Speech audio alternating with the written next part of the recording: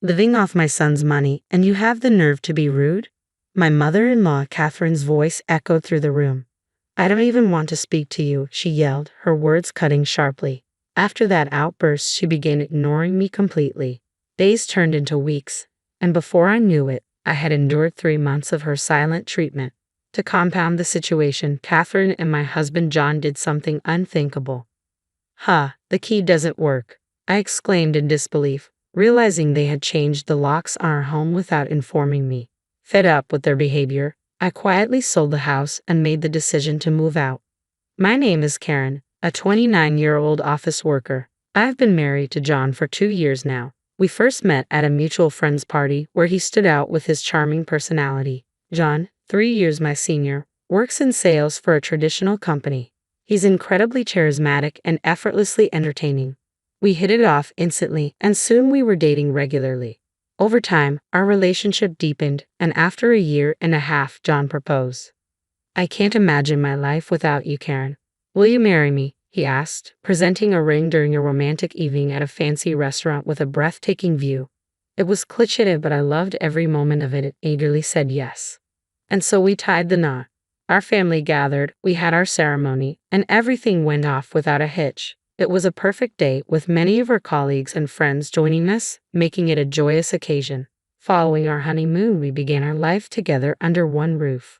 Both of us juggle work, so we split household chores to keep things balanced. John, who had experience helping his mother Catherine around the house, was adept at domestic tasks and an excellent cook. His homemade meals were a delight, and on our days off, we cherished our dates and the quality time spent together. I felt incredibly fortunate to have him as my husband. 2 years into our marriage, our love remains strong, and we lead a happy life. However, not everything is perfect. The issue lies with Catherine. From the moment we met, she displayed a cold demeanor towards me. The root of her disapproval seemed to stem from my educational background.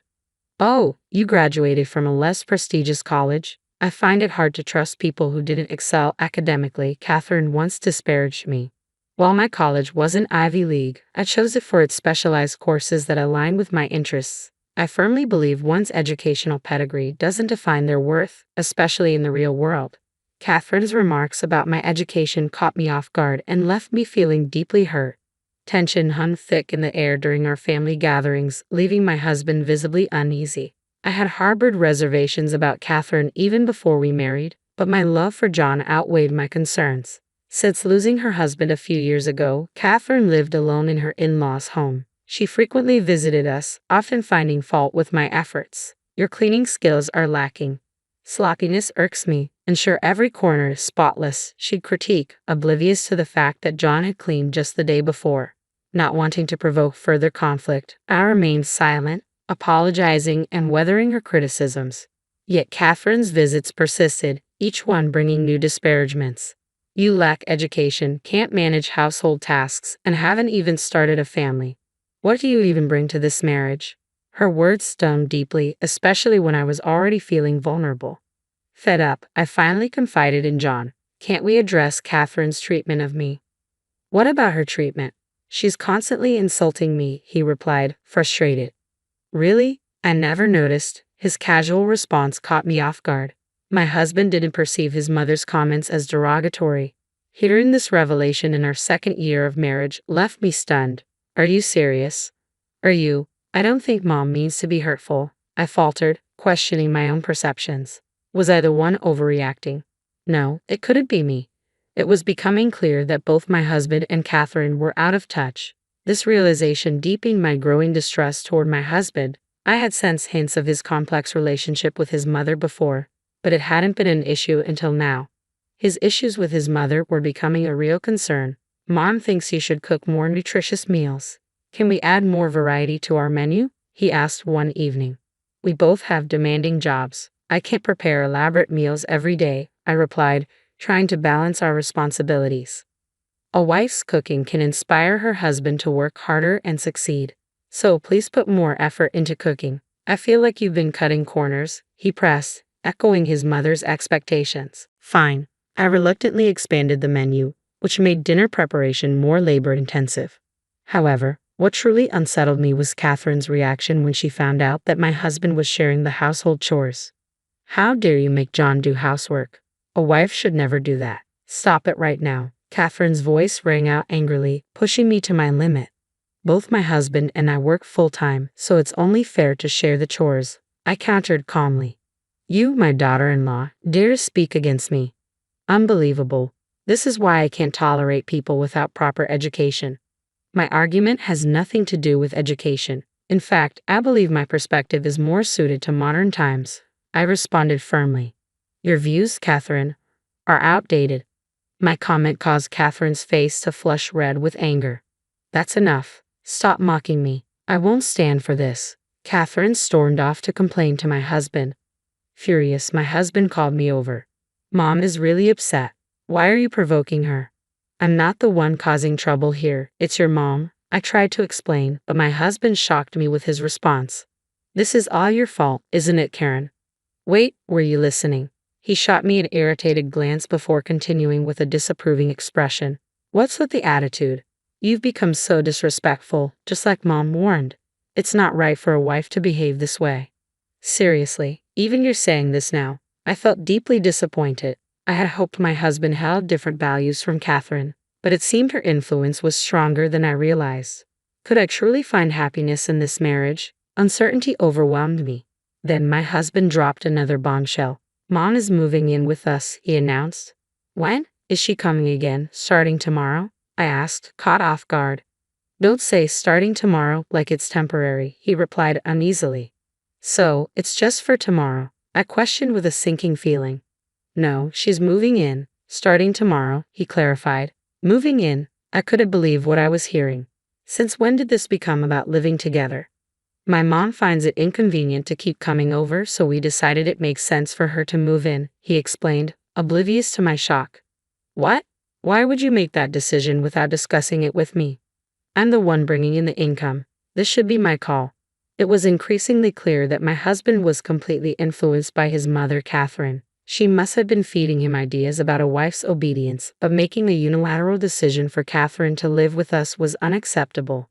The following day, Catherine arrived as if it were the most natural thing, hauling large bags with her. She confidently claimed a room on the first floor, behaving as though she had always lived there.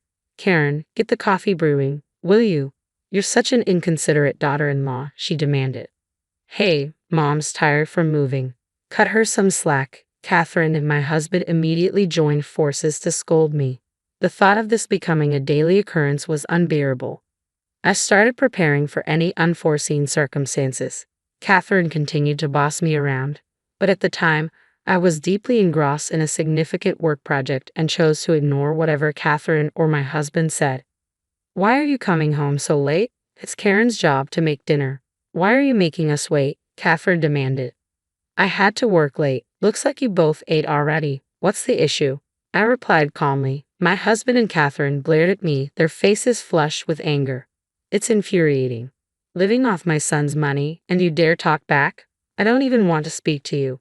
Catherine's voice boomed with accusation. I couldn't fathom where she got that idea. I wasn't financially dependent on my husband. In fact, I earned more than him. Yet Catherine seemed fixed in her misconception, and soon enough, she began to actively ignore me. No matter if I greeted her politely or asked a question, she brushed me off. To my dismay, my husband started to follow suit, joining her in this cold silence. Before I knew it, I had endured 3 months of being completely ignored. I was deeply engrossed in a demanding work project, and oddly enough, their silence provided a welcomed respite. Who knew being left alone could be so refreshing? They both wore smug smiles, thinking their silent treatment was getting to me. I saw no harm in letting them think so, even affecting a subdued and disheartened demeanor. But as my project neared its peak, the workload demanded even more of my time. Working tirelessly with my team, we finally reached the project's conclusion. In my intense focus, I had completely forgotten about Catherine and my husband. I was so absorbed that their silence, even if intended to bother me, went unnoticed. At some point, Catherine and my husband must have realized their strategy had no effect on me. That's when they resorted to something unthinkable. My key isn't working. No matter how many times I try, it won't fit the lock, I muttered to myself in frustration. It turned out they had changed the locks without informing me. As I struggled outside, attempting to get in, I overheard Catherine and my husband talking inside.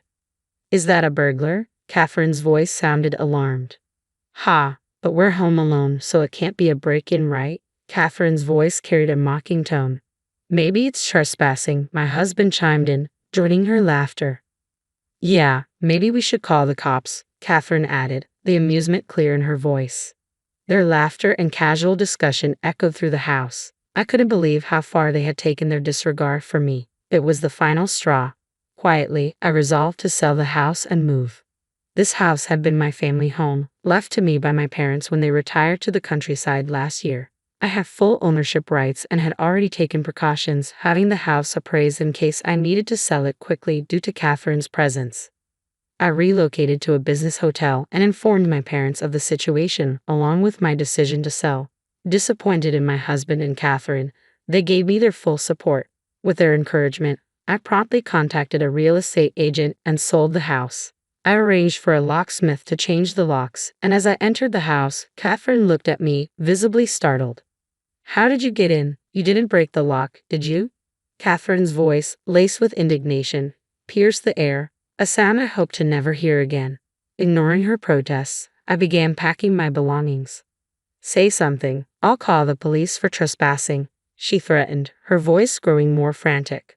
Ignoring her threats, I proceeded with my departure, accompanied by movers who swiftly began transporting my larger items. Catherine continued shouting accusations, calling me a thief, but I remained steadfast in my silence. The locksmiths and movers seemed uneasy around Catherine, likely sensing the tension. I had informed them beforehand that Catherine was my husband's mother, suffering from a severe mental condition, and that she had mistakenly changed the locks, believing my home to be hers. The more she screamed, the more evident her condition appeared. Suppressing a smirk, I efficiently directed the move. Soon, all my belongings were gone. I left pre-filled divorce papers on the table and exited without acknowledging Catherine's tirades. As I walked away, Catherine's shouts faded into the background. Let her taste the bitterness of being ignored completely. Later that night, my husband called me, seething with anger. What do you think you're doing, taking things from this house? I decided to confront my husband directly. What are you talking about? I've only taken what I purchased with my own money. Let's not forget, the house itself was passed down to me by my parents. You've been so focused on pleasing Catherine that you've started to believe your own falsehoods. It seemed my words finally struck a chord with my husband. His phone was on speaker, and I could also hear Catherine's voice interject. Wait, what's going on? Perfect. Since Catherine was listening, I continued firmly. Catherine, listen carefully. I've already sold the house, so I need you to leave immediately. And please sign the divorce papers. If you refuse, I'll pursue this through the courts. Both of them fell silent, clearly taken aback by my declaration. Are you giving me the silent treatment again? That's fine, but know that I will not hesitate to enforce this. I knew their silence was not because they were ignoring me, but because they were stunned. Nevertheless, I pressed on. As expected, my husband finally spoke up. Wait, please, but I chose to ignore him and ended the call. Shortly after, I initiated divorce proceedings through my lawyer. My husband promptly agreed, perhaps fearing a drawn-out legal battle. As a result, both my ex-husband and Catherine were evicted. While they could have afforded a decent apartment with the money from the house sale and their pensions, Catherine's reckless spending habits had depleted their resources. She had used my father-in-law's inheritance to pay off debts, leaving my ex-husband struggling to manage the debt she had accumulated. Despite his lengthy explanations and pleas for reconciliation, I chose to ignore him completely. Now, I live alone in a comfortable apartment. I've decided to save the proceeds from the house sale for my retirement. At the moment, I'm focused on advancing my career and aiming for a promotion. Love can wait. I'm prioritizing my own future and stability.